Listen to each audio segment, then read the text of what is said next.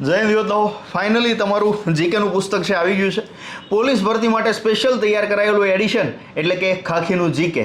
તમને આખું પુસ્તક દેખાડવું છે. કેવું છે આ કવર જોઈને તમને આનંદ થતો હશે કે સાહેબ જોરદાર છે, પણ અંદર કન્ટેન્ટ છે ને એ પણ જોરદાર છે. આખું પુસ્તક તમને બતાવવું છે, ચાલો જોઈએ. તો યોદ્ધાઓ, આ જે તમે જોઈ રહ્યા છો આપણો પોલીસ ભરતીનો સિલેબસ છે, એમાં આપણને એક ટોપિક આપ્યો છે current affairs and general knowledge, એટલે કે રોજબરોજના બનાવ અને સામાન્ય જ્ઞાન. આપણને ટોટલ 25 માર્કનું સિલેબસમાં આપ્યું છે.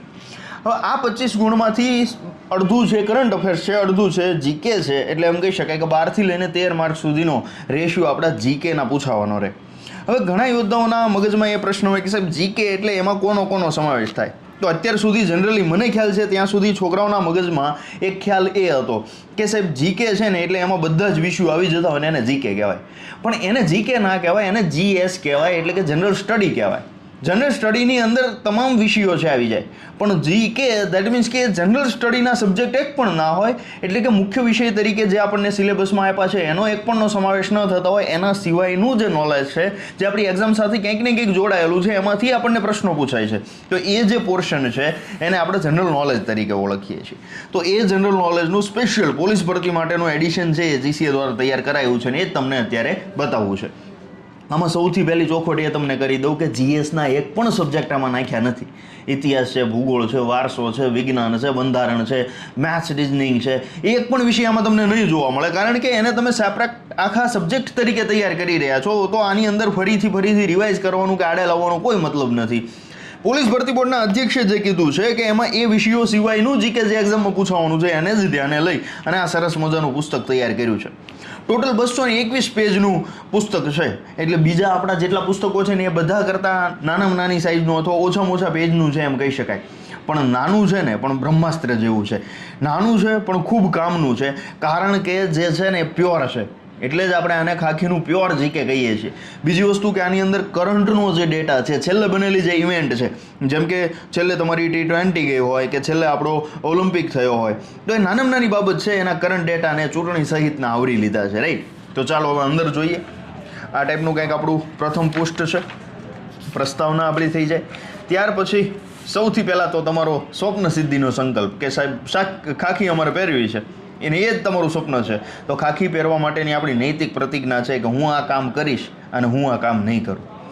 તૈયારી દરમિયાન આ કામ કરીશ અને આ કામ નહીં કરું એનો સંકલ્પ લઈને પછી જ આપણે સરસ મજાનું પુસ્તક છે વાંચવાનું ચાલુ કરવાનું છે. સરસ મજાની આખી ઇન્ડેક્સ આપી છે, તમે પોઝ કરી અને આરામથી જે વાંચી શકો શું છે એ, રાઈટ? પછી અંદર તમને દેખાડીશ ભારતનો સામાન્ય પરિચય આખો છે. પહેલાં છે જો સંપૂર્ણપણે ગુજરાત આખું આપી દીધું છે. ગુજરાત એટલે આખું ગુજરાત, એમાં પછી બીજું કંઈ જ નહીં અને કંઈ ઘટે નહીં એવું સરસ મજાનું ગુજરાત કે જે પ્યોર જીકે આવતું હોય. એ જ રીતે સંપૂર્ણ આખો ભારતનો પરિચય આપ્યો છે. અને ત્યાર પછી આખો વિશ્વનો પરિચય છે એ લઈ લીધો છે. પછી સામાન્ય વિજ્ઞાનમાં કેટલાક પોર્શન એવા છે જે ક્યાંક ને ક્યાંક આપણા પુસ્તકમાં કવર ન થતા હોય અથવા વિષયના સિલેબસના મુદ્દાઓને આધીન ન હોય, છતાં એક્ઝામની દ્રષ્ટિએ પૂછાતા હોય, તો એને સામાન્ય વિજ્ઞાન તરીકે પછી આપણે અહીંયા લીધા છે. મેં તમને શરૂઆતમાં એમ કીધું ને કે બીજા વિષયો નથી લીધા, તો અહીંયા તમને એમ થાય કે સાહેબ સામાન્ય વિજ્ઞાન તો તમે ના પડતા હતા, કેમ આવ્યું? પણ એ જે પોલીસ ભરતીના સિલેબસનું જે આપણને સામાન્ય વિજ્ઞાન કે વિજ્ઞાન ટેકનોલોજી આપ્યું છે એના સિલેબસના મુદ્દામાં ના હોય, છતાંય ક્યાંક ને ક્યાંક એક્ઝામમાં ભૂતકાળમાં પૂછાયું હોય અથવા એને રિગાર્ડિંગ પ્રશ્નો જે આવતા હોય, તો એવા પોર્શનને આપણે સરસ મજાનો કવર કરવા પ્રયાસ કર્યો છે. પછી કમ્પ્યુટર છે જે સિલેબસમાં નથી પણ એ જીકેનો પોર્શન ગણી શકાય. તો કમ્પ્યુટર સાથે જોડાયેલી એવી મહત્વની બાબતો જે ભૂતકાળમાં ક્યાંક ને ક્યાંક એક્ઝામમાં આવી છે, તો એવી બાબતો સાથે જોડી અને કન્ટેન્ટ સરસ મજાનું છે એડ કર્યું છે. પછી પુરસ્કારો છે, અવારનવાર આવતો હોય તો પુરસ્કારો, રમત જગત, યોજના, મહત્વના પદાધિકારીઓ કે જીકે માટે સૌથી અગત્યનો પોર્શન કહેવાય કે આ સમયાંતરે બદલાતા હોય, તો અત્યારના લેટેસ્ટ અપડેટેડ છે ને એ બધા જ મહત્વના પદાધિકારીઓ આમાં નાખ્યા છે.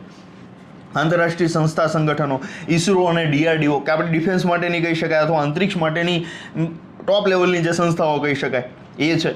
પછી મહત્વના ફોર્મ્યુલા છે અથવા તો ફૂલ ફોર્મ કહી શકાય કે જેના શોર્ટ નામ આપ્યા હોય, ફૂલ ફોર્મ છે આપણે કરવાના થાય અથવા એક્ઝામમાં આપણે શોધવાના હોય.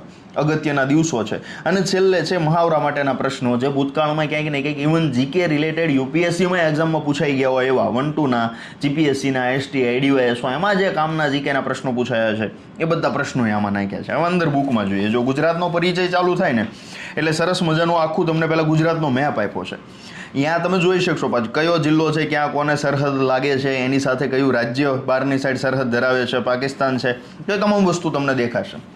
આ રીતે કંઈક આખું ઇનડેપ્થમાં ડિટેલમાં સરસ મજાનું તમને જો. બીજી વસ્તુ કે આમાં ક્યાંય વાર્તા નથી કરી, ક્યાંય કથા નથી કરી, પ્રોપર જે ડેટા એક્ઝામમાં આપણને જે પોર્શન જે રીતનો પૂછાય છે ને એ જ રીતનો આમાં નાખવા પ્રયાસ કર્યો છે.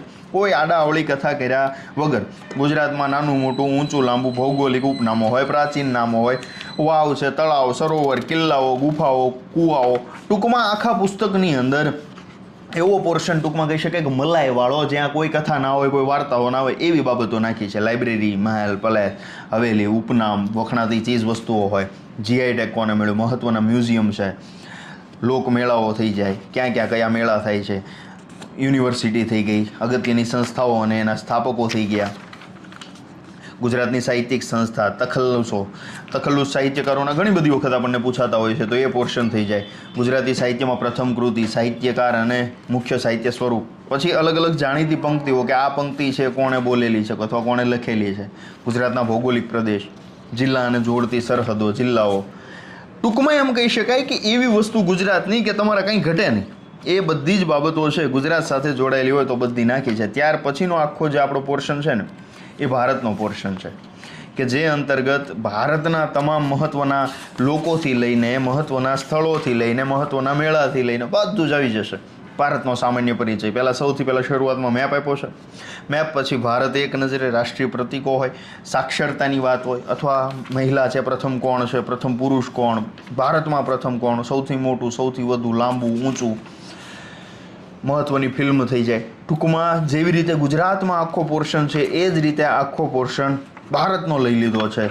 અને એ પૂરું થાય ત્યાર પછી આખું વિશ્વવાળો પોર્શન લઈ લીધો છે. જો તમને પછી વિશ્વનું બતાવી દો સાથે સાથે. આ આખું જે પોર્શન તમે જોઈ રહ્યા છો એ શેનો છે? ભારતનો છે. અને ભારતનો પોર્શન જેવો પૂરો થાય છે એ ભારત પછી તરત ચાલુ થઈ જવાનું છે આપણું વિશ્વ. અહીંથી ચાલુ થાય આપણું વિશ્વ. વિશ્વ ચાલુ કર્યા પહેલાં સરસ મજાનો આપણો મેપ આપ્યો છે.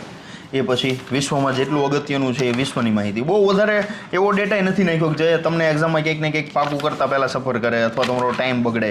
એવો એક પણ ડેટા નથી નાખ્યો. પછી સામાન્ય વિજ્ઞાનની એવા કોષ્ટકો જે મોટે ભાગે ફ્રિકવન્ટલી આપણને એક્ઝામમાં પૂછાતા હોય છે. તો એ બધા રોગો છે, વાયરસ છે, અથવા તો વિટામિન છે, મિનરલ્સ છે, એની જે વાતો છે એ બધું આમાં એડ કરી દીધું છે. શોધકો છે, આંતરરાષ્ટ્રીય પુરસ્કારો ક્યાં ક્યાં મળે છે તમામ છેલ્લે સુધીના અપડેટેડ 2024 સુધીના છે એ આમાં અપડેટ કરી દીધા છે.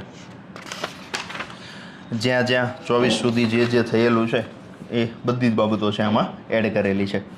જે 24માં હજુ નહીં થયું હશે તો એમાં 23 સુધીનું હશે. જે પુરસ્કાર હજુ ના અપાયો હોય આ વર્ષનો તો એને જો પછી અહીંયા આવતી રમત જગતમાં તો 27માં ક્યાં થવાનું છે ત્યાં સુધીની માહિતી આપી દીધી છે.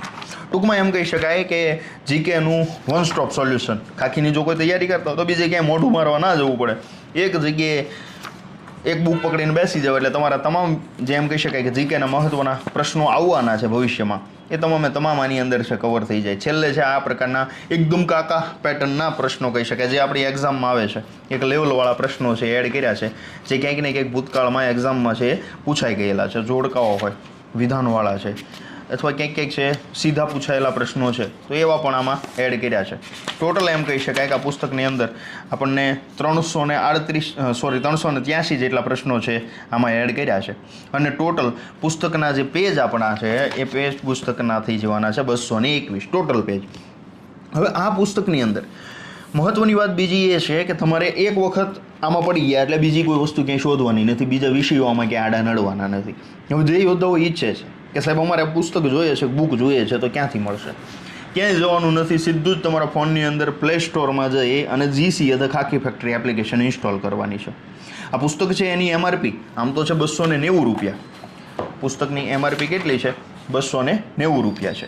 પણ આ 290 રૂપિયા અત્યારે જો તમે મંગાવો છો તો ચૂકવવાના નથી. ક્યાં સુધી? તો કે આવનારી તારીખ 9 જે છે જ્યાં સુધી તમારા પોલીસ ભરતીના ફોર્મ ભરાય ત્યાં સુધી આ બુક છે એ પ્રી બુકિંગમાં ચાલે છે. આજે જ પ્રિન્ટ થઈને હજુ આવી છે. એટલે જે યોદ્ધાઓને હજુ બુક મંગાવવાની બાકી છે મોડું ના કરતા GC the Khakhi factory application આપણી આ છે એ પ્લે સ્ટોરમાં જઈ અને ડાઉનલોડ કરો. ડિસ્કાઉન્ટ છે એનો લાભ લઈ અને 217 રૂપિયામાં ઘરે પહોંચતી થઈ જશે આ બુક. એટલે મોડું કર્યા વગર બુક છે મંગાવી લેજો. ત્યાર પછીથી ભાવ છે એ પાછો વધી જવાનો છે. અને જીકે તમારે વાંચવાનું છે, એમાં બીજો કોઈ ઓપ્શન તો છે નહીં. આપણા 12 કે 15 માર્કની વચ્ચેનો જે પોર્શન 12 માર્ક આસપાસનો આવવાનો છે તો એ આપણે કવર કરવાનો, તો આ પુસ્તક કરીને આપવાનું છે. તો આટલા ઓછા ભાવમાં આવું સારું કન્ટેન્ટ મળતું હોય તો જતું ના કરે તો મોડું કર્યા વગર એપ્લિકેશન અત્યારે ડાઉનલોડ કરો. બાકી તમને આને રિગાર્ડિંગ કંઈ પણ પ્રશ્ન હોય તો નીચે કોમેન્ટમાં લખજો, અમે તમારી કોમેન્ટ વાંચતા હોઈએ છીએ અને અમે તમને ચોક્કસ એનો રિપ્લાય છે આપશું. જય હિન્દ, જય ભારત.